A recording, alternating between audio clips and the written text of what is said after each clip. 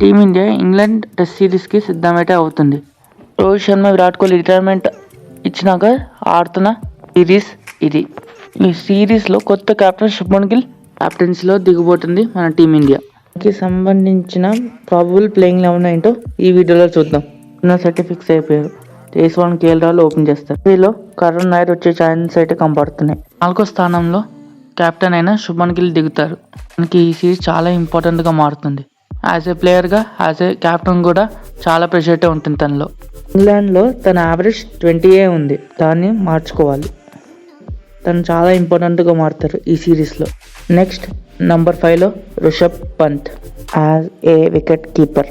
Number 6లో నితీష్ కుమార్ రెడ్డి వచ్చే chance అయితే ఉంది. 7లో జడేజా రావచ్చు. తన ఎక్స్పీరియన్స్ ఈ టీంకి చాలా యూజ్ అవుతుంది.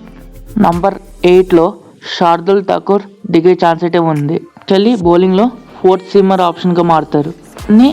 గోల్డెన్ ఆర్మ్ కూడా పిలుస్తారు. పేసర్స్లో నంబర్ 9లో బుమ్రా. 3 టెస్ట్ మ్యాచ్లు మాత్రమే ఆడతారు. మిగతా 2 టెస్టుల్లో హర్షదీప్ సింగ్ వచ్చే ఛాన్స్ అయితే ఉంది.